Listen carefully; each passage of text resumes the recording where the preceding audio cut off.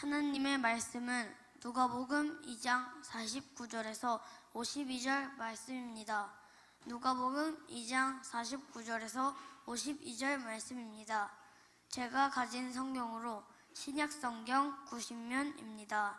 오늘 말씀은 누가복음 2장 49절에서 52절 말씀입니다. 예수께서 이르시되 어찌하여 나를 찾으셨나이까? 내가 내 아버지 집에 있어야 될 줄을 알지 못하셨나이까 하시니, 그 부모가 그가 하신 말씀을 깨닫지 못하더라. 예수께서 함께 내려가사 나사렛에 이르러 순종하여 받드시더라. 그 어머니는 이 모든 말에 마음에 두리라. 예수는 지혜와 키가 자라가며 하나님과 사람에게 더욱 사랑스러워 가시더라. 아멘. 오늘은 우리 교회 어린이 주일입니다. 어린이들을 포함한 우리가 교회입니다. 우리는 하나님의 은혜로 부르심을 받아 예수님의 사람이 되었습니다. 성령님이 함께 하시는 우리가 교회입니다. 유대인들은 명절을 고향으로 돌아가서 지키는 것이 아니라 성전이 있는 예루살렘에 올라가서 지켰지요. 세계 여러 곳으로 흩어지면서 이 법을 지킬 수 없게 되었지만, 경건한 유대인들은 유월절만큼은 반드시 예루살렘에 올라가 지켰습니다. 경건한 마리아와 요셉 역시 해마다 유월절에는 예루살렘으로 올라갔습니다. 예수님께서 12살 되던 해에도 그들은 절기 관습을 따라 유월절을 지키러 예루살렘에 올라갔습니다. 그런데 그들이 절기를 마치고 돌아올 때 소년 예수님은 예루살렘에 그대로 머물러 계셨습니다.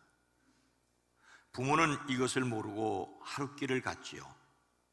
당시 이런 여행은 남자는 남자끼리, 여자는 여자끼리 무리를 지어 다녔습니다. 아이들은 형편에 따라서 어머니나 아버지 어느 한쪽에 있었는데, 마리아와 요셉은 소년 예수님이 서로 상대 쪽에 있으리라고 생각했습니다. 예루살렘에서 하룻길을 가서 숙소에 이르러서야 아이가 없다는 사실을 알아차렸지요. 그제서야 어린 아들을 찾고 또 찾으며 예루살렘으로 되돌아왔습니다. 그들은 예루살렘에서 이틀을 또 찾고 찾았습니다. 결국 사흘 만에 성전에서 어린 예수님을 찾았습니다.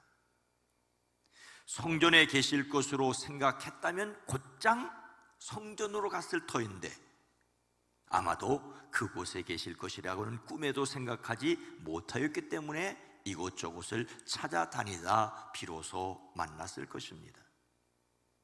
근데 소년 예수님은 그 당시 선생님들과 함께 있었습니다. 그들의 말을 듣기도 하고 그들에게 묻기도 하셨습니다. 소년 예수님이 토론한 선생님들은 유대교의 랍비들이었습니다. 당시 나이가 많았던 힐렐이나 샴마이 같은, 어쩌면 바울의 스승인 가말렐이었을지도 모르겠습니다. 이름 있는 선생이 아이들과 토론하는 것은 유대인들에게 매우 흔한 일이었고 장려하는 바였기에 전혀 이상하지 않습니다. 주목할 것은 그들이 예수님의 지혜와 대답을 놀랍게 여겼다는 것입니다. 놀랍게 여기다는 말은 본래 제 정신을 잃다는 뜻입니다. 그야말로 아주 홀딱 반할 정도로 매혹되었습니다. 예수님께서는 하나님이 주시는 통찰력이 있으셨습니다. 하지만 이런 모습을 보는 그 부모는 어떠하였을까요? 그 부모는 선생님들과 막힘없이 이야기하는 어린 아들을 보고 놀랐습니다. 이번에 놀랐다는 말은 무엇인가의 머리를 부딪힌 충격을 뜻합니다. 몽둥이로 한 대 오자마자 정신을 잃을 것 같았습니다. 어머니는 얘야, 이게 무슨 일이냐? 내 아버지와 내가 너를 찾느라고 얼마나 애를 태웠는지 모른다라고 말합니다. 마리아가 아들 예수님께 아이야 어찌하여 우리에게 이렇게 하였느냐라고 나무라는데, 소년 예수님은 어찌하여 나를 찾으셨나이까라고 되묻습니다. 어머니는 내 아버지와 내가 근심하여 너를 찾았노라고 하는데, 어린 아들은 내가 내 아버지 집에 있어야 할 줄을 알지 못하셨나이까라고 되물으십니다. 어린 예수님과 토론하던 선생님들이 놀랐던 것보다, 그런 모습을 발견하고 그 부모가 받았던 충격보다 더 큰 충격이었을 것입니다. 근심하는 아버지를 앞에 두고 내 아버지 집을 이야기할 때 요셉과 마리아가 받았을 충격을 사람의 말로 다 할 수 없습니다. 어쩌면 올 것이 왔다고 생각하였겠지만 당황했을 것입니다. 예수님은 하나님을 아버지라 부르셨습니다. 예수님은 마리아와 요셉과 인간적인 관계를 뛰어넘어 자신이 하나님 앞에 계시다고 하는 사실을 분명히 아셨고, 그 사실을 분명하게 말씀하십니다. 사람의 생각으로는 이해할 수 없는 일이었죠. 우리는 오늘 말씀을 통하여 가족이 서로에게 기억해야 할 일들을 배울 수 있습니다. 첫째로, 깨닫지 못하는 일들이 있습니다. 49절과 50절 말씀입니다. 함께 읽습니다. 예수께서 이르시되 어찌하여 나를 찾으셨나이까? 내가 내 아버지 집에 있어야 될 줄을 알지 못하셨나이까 하시니, 그 부모가 그가 하신 말씀을 깨닫지 못하더라. 마리아도 요셉도 아직 자신이 아이야라고 부르는 이 아이가 자기들에게 한 그 말뜻이 무엇인지 정확하게 알지 못했습니다. 사람들은 같이 생각하고 같이 느끼며 서로를 이해합니다. 이것을 깨달았다라고 말하는데, 지금 마리아와 요셉 그리고 예수님 사이에는 그런 깨달음이 없었습니다. 툭하면 어린 아들 머리에 꿀밤을 놓는 아빠가 있었다지요. 아들은 자기 머리에 꿀밤을 놓는 아빠가 너무 싫었습니다. 아빠가 자기 머리에 손만 대려 하여도 소스라치게 놀라 몸을 움츠렸습니다. 아빠는 자기 손만 대려 해도 몸을 움츠리는 아들이 귀여웠습니다. 그래서 꼭 꿀밤을 한 대 먹이려고 했습니다. 어느 날 다시 아빠가 아들 머리에 손을 대려 하자 아들이 소리를 쳤습니다. 싫어요, 싫어요, 싫단 말이에요. 이제 아들은 소리를 지를 만큼 자랐습니다. 아들의 말에 아빠는 너무 놀라 입을 다물지 못했습니다. 물론 그 이후로 아버지는 아들의 머리에 손을 대는 일이 없었지만 아들과 살가운 대화도 없습니다. 오랜 시간이 지난 후 아버지는 나이 맑아 늙고 임종을 앞두고 서먹한 사이인 아들에게 용기를 내어 마지막으로 말합니다. 아들이 그때 싫어요, 싫어요, 싫단 말이에요 한 것이 아빠에게 엄청난 충격이었다고 힘겹게 털어놓았습니다. 아들은 아빠가 자기를 미워해서 머리에 꿀밤을 놓는 줄 알았다고 말을 합니다. 그러자 아빠는 한동안 말이 없었습니다. 그리고 말합니다.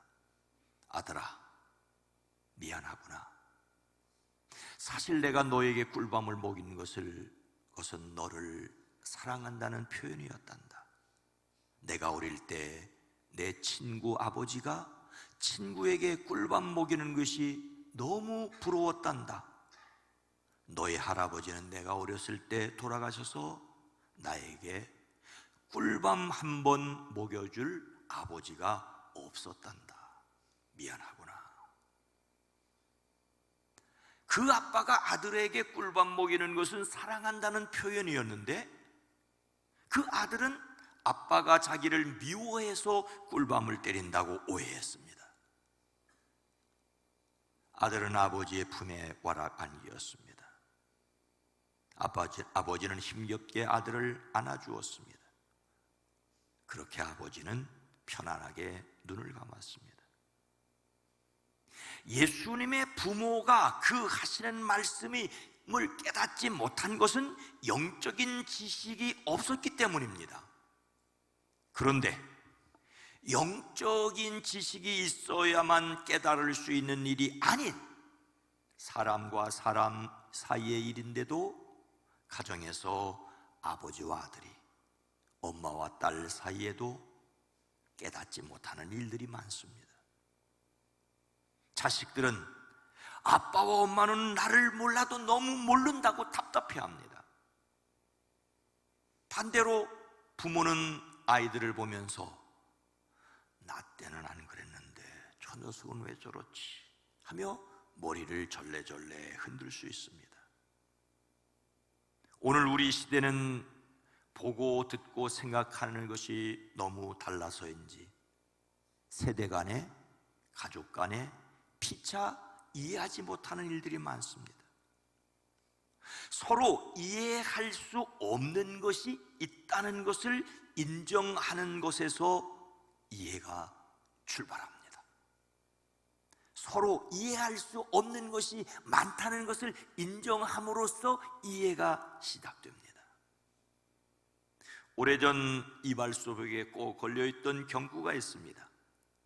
삶이 그대를 속일지라도 슬퍼하거나 노여하지 말라는 푸시킨의 식구입니다. 시의 전체 내용은 이렇습니다. 삶이 그대를 속일지라도 슬퍼하거나 노여하지 말라. 서러운 날을 참고 견뎌라. 기쁜 날이 오고야 말리니.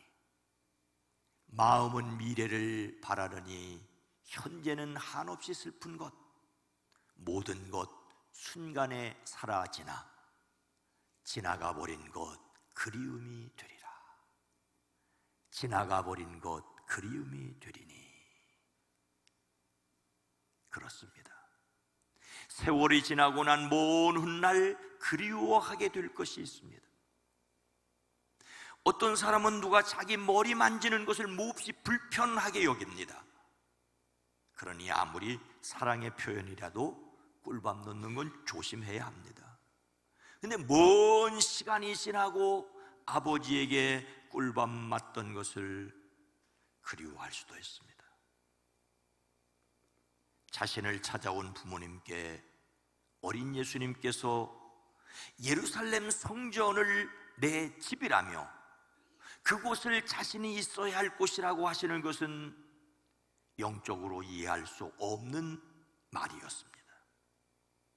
이것은 영적이라 사람의 지식으로 이해할 수 없었습니다. 하지만 우리 일상에 전혀 다른 세상을 살아왔기 때문에 보는 것이 달라서 서로의 마음을 전혀 헤아리지 못할 수도 있습니다. 이것은 부모 입장에서 자식을 보아도 마찬가지고 자식들이 보았을 때, 부모를 보았을 때도 마찬가지입니다. 우리는 이해하지 못하는 일이 있을 수 있다는 사실을 인정함으로써 좀 더 너그러워질 수 있습니다. 가족이라도 우리 어머님들 흔히 하는 옛날 말로 내 속으로 낳은 자식이라도 다 이해할 수 없다는 것을 인정하되 여전히 기대를 저버리지 않는, 그래서 소망하는 사람들이 되기를 주의 이름으로 축복합니다. 오늘 말씀을 통하여 가족 서로가 기억해야 할 일이 또 있습니다. 둘째로 마음에 두어야 할 일들이 있습니다. 51절 말씀입니다. 예수께서 함께 내려가사 나사렛에 이르러 순종하여 받드시더라. 그 어머니는 이 모든 말을 마음에 두니라. 오늘 말씀은 전혀 예상하지 못한 것으로 흘러갑니다. 12살에 세상을 깜짝 놀라게 하신 분이라면 당장 예루살렘의 썩은 종교를 뒤집어 엎어야 하는 것이 아니겠습니까? 그런데 예수님은 자기 말을 깨닫지 못하는 그 부모님을 따라 고향 나사렛으로 내려가셨습니다. 그리고 순종하여 받으셨습니다. 혹시 빵빵하던 풍선이 피식하고 바람 빠지는 소리가 들리지 않으십니까? 세상 깜짝 놀라게 하는 영재가 태어났다고 온갖 매스컴에서 난리를 쳤는데 오랜 시간이 지나고 나서 찾아가 보았더니 지극히 평범한 아이로 자랐다는 것과 별반 다르지 않는 이야기처럼 들립니다. 12살의 천재는 어디 가고 이렇게 평범하십니까? 예수님은 부모와 함께 내려가셨습니다. 내려가다는 말은 아래로 떨어지다는 뜻도 있습니다. 비참하고 부끄러운 상태로 던져졌다는 뜻이기도 합니다. 성전에 있는 예루살렘에서 툭 떨어져 시골 나사렛에 이르렀습니다. 장차 나사렛 사람이라고 불리우는, 그래서 경멸의 대상이 되시는 예수님이십니다. 예수님은 내려가 이르러 순종하여 받으셨습니다. 순종하여 받든다는 말 역시 매우 굴욕적입니다. 종속되었다는 뜻이기 때문이지요. 부모님 아래에 자신을 두고 그 통제를 잘 따르는 아주 착한 나이가 되셨습니다. 예루살렘을 깜짝 놀라게 하셨던 12살 소년 예수님께서 나사렛으로 내려가 순종하는 모습은 달리 성경에서 이렇게 표현하고 있습니다. 하나님과 동등하신 분이신데 오히려 자기를 비워 종의 모습을 취하고 사람과 같이 되셨습니다. 자기를 낮추시고 십자가에서 돌아가시기까지 순종하십니다. 그러니 우리에게 어떻게 하라고 말씀하십니까? 너희 안에 이 마음을 품으라, 곧 그리스도 예수의 마음이라고 하십니다. 성경은 우리에게 예수님을 믿으라고 말씀하실 뿐만 아니라 예수님의 마음을 품고 살라고 하십니다. 사람이 되어 십자가에 돌아가시기까지 순종하신 예수님의 마음을 가지고 살라고 하십니다. 하나님 믿어지는 사람에게는 전혀 이상한 일이 아니지만 믿지 않는 사람은 전혀 이해할 수 없는 말로 들리는 말들이 있습니다. 그런가 하면 자라온 시대와 환경이 달라서 정반대로 여기고 마음에 담을 쌓을 수 있습니다. 그렇더라도 기대를 꺾고 포기하지 말아야 합니다. 이해하지 못해도 여전히 마음에 품어야 할 일들이 있습니다. 마음에 둔다는 말에서 둔다는 말은 계속해서 조심스럽게 철저하게 지킨다는 뜻을 가지고 있습니다. 마음에 간직하고 놓지 않은 것이지요. 어머니 마리아는 어린 아들 예수님이 예루살렘에서 하신 말을 이해할 수 없었습니다. 그래도 무시하거나 애써 잊으려고 하지 않고 오히려 철저하게 마음에 간직하였습니다. 어린 예수님의 말은 마리아와 요셉에게 서운하게 들릴 수도 있었을 것입니다. 요셉의 반응은 성경 기록으로는 없지만 마리아는 마음에 담아 두었다라고 기록하고 있습니다. 자신이 성령으로 잉태한 아이였기 때문일 것입니다. 우리 역시 이해하지 못해도 마음에 담아 두어야 할 것들이 있습니다. 섭섭해서 고가워서가 아닙니다. 행위 그 자체를 인정하지 못해도 그 상대를 사랑해야 합니다. 마음에 담아 두어야 할 것에 관한 기억할 이야기가 있죠. 친구 사이인 두 사람이 사막을 여행하고 있었습니다. 여행 중에 문제가 생겨 서로 다투었습니다. 성격이 급한 한 사람이 다른 친구의 뺨을 때렸습니다. 뺨을 맞은 사람은 기분이 나빴지만 아무 말을 하지 않습니다. 다만 모래에 이렇게 적었습니다. 오늘 가장 친한 친구가 내 뺨을 때렸다. 그들은 오아시스가 나올 때까지 말없이 걸었습니다. 마침내 오아시스에 도착한 두 친구는 그곳에서 목욕을 하기로 했습니다. 뺨을 맞았던 사람이 먼저 들어가다 그만 늪에 빠지고 말았습니다.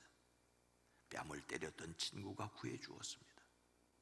늪에서 빠져나온 친구는 이번에는 돌에다가 이렇게 새겼습니다. 오늘 가장 친한 친구가 내 생명을 구해주었다. 성격이 급해서 친구를 때리긴 했지만 친구 생명을 구해준 사람이 의아해서 물었습니다. 내가 너를 때렸을 때는 모래 위에 적더니 너를 구해주었을 때는 왜 돌에다 새겼니? 친구가 말하지요. 누군가 우리를 괴롭힐 때 우리는 모래에 그 사실을 적어야 해. 용서의 바람이 불어와 그것을 지워버릴 수 있도록. 그러나 누군가 우리에게 좋은 일 해 주었을 때 우리는 그 사실을 돌에 새겨야 해. 그래야 바람이 불어와도 영원히 지워지지 않을 테니까. 우리 속담에 원수는 물에 새기고 은혜는 돌에 새기라는 꼭 맞는 이야기 같습니다. 그래야 합니다. 그런데 실제로는 거꾸로 할 때가 많죠. 잊어서는 안 될 소중한 은혜는 물에 새겨 잊어버리고 마음에서 지워버려야 할 원수는 돌에 새겨두고 기억을 합니다. 잊어야 할 섭섭한 일이나 기억해야 할 고마운 일이 아니라 이해하지 못하더라도 마음에 담아 두어야 할 일이 있습니다. 하나님이 하신 일이라고 여겨지는 것들입니다. 우리가 서로가 서로에게 가족이 된 것은 하나님이 하신 일입니다. 왜 하필이면 저 사람을 만났을까? 왜 하필이면 이런 집에서 태어났을까? 왜 저런 아이가 태어났을까? 의문이 들어도 하나님께서 실수하셨다고 말하지 말아야 합니다. 가족에 대해서는 섣불리게 판단하지 말고 마음에 품고 하나님의 선하신 뜻을 기대해야 합니다. 가족이기에 마음에 품고 기대를 버리지 않는 사람들이기를 주의 이름으로 축복합니다. 오늘 말씀을 통하여 가족 서로 기억해야 할 일이 또 있습니다. 셋째로 더욱 사랑스러워해야 할 뿐입니다. 더욱 사랑스러워해야 할 뿐입니다. 52절입니다. 예수는 지혜와 키가 자라가며 하나님과 사람에게 더욱 사랑스러워 가시더라. 예수님은 우리가 믿어야 할 분일 뿐만 아니라 본받아야 할 모범이십니다. 예수님은 낮아지고 또 낮아지셨습니다. 그래서 하나님께서 죽음에서 살리시고 하늘에 오르게 하시고 모든 이름 위에 뛰어난 이름이 되게 하셨습니다. 우리는 이런 예수님을 믿을 뿐만 아니라 모범을 삼고 따라야 합니다. 지혜와 키가 자라고 하나님과 사람에게 더욱 사랑받으셨습니다. 자라간다는 것은 마치 소떼나 양떼를 몰아가듯이 앞으로 밀어대는 것입니다. 노쇠덩어리를 망치로 두들겨 넓게 널리는 것처럼 커지게 하는 것입니다. 예수님은 그렇게 쑥쑥 자라셨습니다. 여느 사람과 다름없이 신체적으로 지적으로 성장하셨습니다. 이런 예수님을 가리켜 바로 앞에서 하신 말씀은 이렇습니다. 아기가 자라며 강하여지고 지혜가 충만하여 하나님의 은혜가 그의 위에 있더라. 그리고 이 말씀에 이어서 오늘 본문 말씀 12살 소년 예수님의 이야기입니다. 예수님은 지혜와 키는 물론이고 하나님의 은혜를 받음으로 더욱 풍성하셨습니다. 하나님의 은혜라는 말에서 은혜라는 말과 더욱 사랑스러워 가시더라, 사랑이라는 말이 전혀 똑같은 단어입니다. 은혜가 사랑이고 사랑이 은혜입니다. 중요한 것은 예수님께서 더욱 은혜로워지셨고 사랑스러워지셨다는 것입니다. 이 사실을 성경으로 기억하고 있는 이유가 무엇이겠습니까?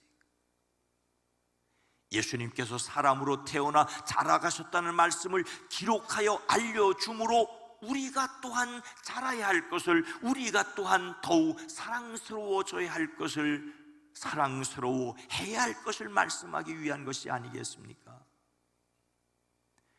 하나님께서는 사도 바울을 통하여 빌립보 교회 성도들에게 항상 복종하여 두렵고 떨림으로 너희 구원을 이루라고 하였습니다. 이루라는 말은 달성한다는 뜻인데 우리가 자신의 행동으로 자신의 구원을 완성한다는 말입니까? 아닙니다. 이 말씀 역시 사랑하는 빌립보 교회 성도들에게, 이미 하나님의 지극한 사랑을 받는 그들에게 하시는 말씀이 아닙니까? 신앙을 지키고 더욱 풍성해져야 할 것을 말씀하고 있습니다. 그들을 구원할 믿음이 부족하였기 때문이 아니라 그들을 구원한 믿음을 굳게 지켜야 할 사람들이었습니다. 금방 태어난 아기도 완전한 인간이죠. 다만 두 발로 서서 걸을 수 있는 그 이상 온전한 인격으로 자라가야 합니다. 신앙도 마찬가지입니다. 우리가 예수 그리스도를 영접하는 것은 우리가 완전한 것이 아니라 우리 안에 들어오신 성령님이, 온전하신 성령님이 우리는 완전한 하나님의 자녀입니다. 다만 우리의 신앙, 인격은 성장해 가야 합니다. 믿음이 드러나고 그 안에 계신 성령이 세상에 드러나고 하나님을 세상 사람들에게 전도할 수 있어야 합니다. 어린 예수님은 몸이 자랐습니다. 또한 지혜와 정신적인 면에서도 자랐습니다. 무엇보다도 하나님과 사람에게 더욱 사랑스러워지셨습니다. 전인적인 성장은 우리 모두에게 있어야 합니다. 우리는 하나님의 성품에 참여하는 사람, 그리스도인의 완전을 향하여 가는 사람들입니다. 더욱 은혜로워지기를 기대합니다. 더욱 사랑스러워지시기를 주의 이름으로 축복합니다. 사랑하는 성도 여러분, 어느 시골 마을에 사는 초등학교 4학년 소녀가 있었습니다. 시골 초등학교에 다니다가 갑자기 도시학교로 전학을 해야 했습니다. 전학 첫날 새 학교 낯선 분위기에 쭈삣될 수밖에 없었습니다. 미리 안내받은 교실을 찾아갔지만 같은 반 친구들은 새로운 친구를 반갑게 맞아주기는커녕 시골 출신이라고 드러내놓고 무시했다지요. 담임 선생님이 들어오셔서 전학생을 다른 아이들에게 소개했지만 친구들의 반응은 여전히 무덤덤했습니다. 그날 선생님은 미리 말한 대로 쪽지 시험을 보겠다고 하십니다. 문제는 세개 7대 불가 사이를 적으라는 것이었습니다. 학생들은 재빨리 답을 쓰기 시작을 했습니다. 선생님은 전학 온 학생에게 다가가 말합니다.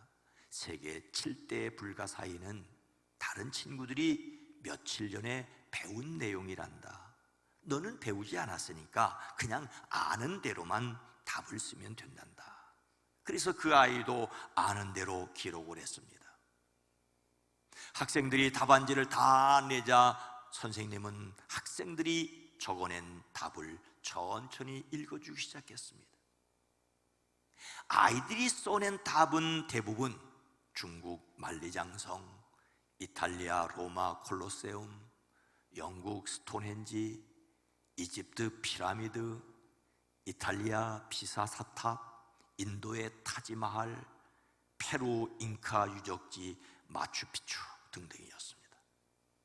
그렇습니다. 이런 것은 이전 시간에 선생님이 가르쳐준 것들로 사람들이 매우 신비롭게 여기는 것이죠. 그런데 선생님이 마지막으로 시골에서 전학 온 학생의 답안지를 읽기 시작했습니다. 그 내용은 이렇습니다.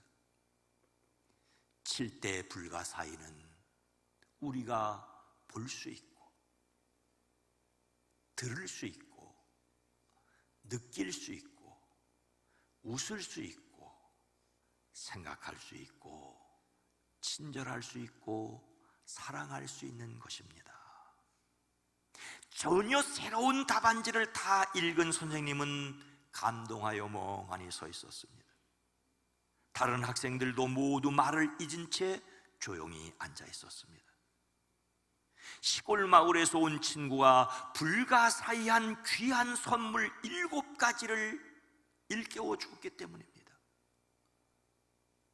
우리가 보고 듣고 느끼는, 웃고 생각할 수 있고 친절하고 사랑할 수 있다는 것, 이것이 신비라는 것이죠. 우리는 보고 듣고 느끼는 것이 매우 적습니다. 그래도 웃을 수 있고 생각하며 친절해야 합니다.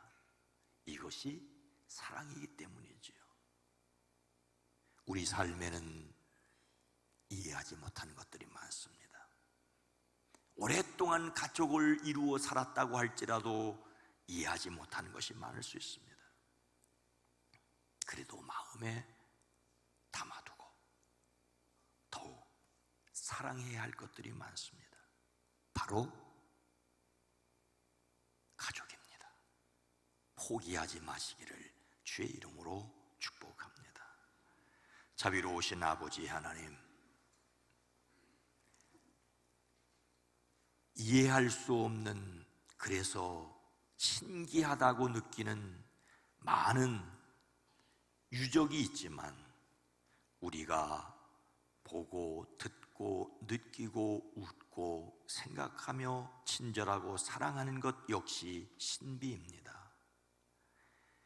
행여 함께 살아가는 가족이라도 이해할 수 없는 일들이 있어도 애틋한 마음으로 언젠가 깨닫겠지 마음에 담아두고 여전히 사랑할 수 있는 용기가 우리 모두에게 있어지게 하옵소서.